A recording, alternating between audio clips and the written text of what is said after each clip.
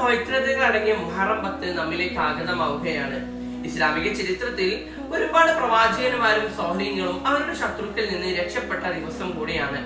പ്രവാചകനായ മൂസാ നബി അലൈഹിസ്സലാം ഫറോവയിൽ നിന്നും ഇബ്രാഹിം നബി അലൈഹിസ്സലാം നമ്രൂദിന്റെ തീഗുണ്ടാരത്തിൽ നിന്നും രക്ഷപ്പെട്ട പവിത്രമേറിയ ദിവസമാണ് മുഹറം 10.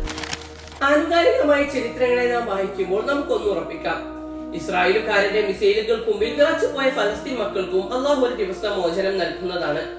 സിസ്റ്റമാറ്റിക് ആയ അംഗരക്ഷകരോ ഡിഫൻസ് സംവിധാനമോ ഇല്ലാത്ത മുസ്ലിങ്ങൾ തിങ്ങിപ്പാർക്കുന്ന ഫലസ്തീനിലെ വിദ്യാലയങ്ങളും ഹോസ്പിറ്റലുകളും വസതികളും തകർത്ത് ലക്ഷക്കണക്കിന് ജനങ്ങൾ കൊല്ലപ്പെടുമ്പോൾ ലോക മാധ്യമങ്ങൾ മുദ്ര കുത്തുന്നത് ഭീകര സംഘടനകളെ പിടികൂടാനുള്ള പ്രവർത്തനം എങ്ങനെയാണ് ഭീകരതയാകുന്നത് എന്നാണ്.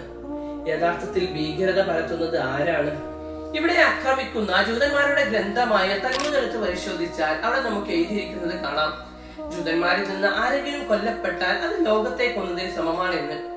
അതേസമയത്ത് പരിശുദ്ധ ഖുർആൻ പഠിപ്പിക്കുന്നത് ഒരു മനുഷ്യനെയും വെറുതെ കൊല്ലാൻ പാടില്ല എന്നാണ്. പവിത്രമേറെ ഈ ദിവസത്തെ ദുആകളിൽ ഫലസ്തീൻ മക്കളും ഉണ്ടാകട്ടെ.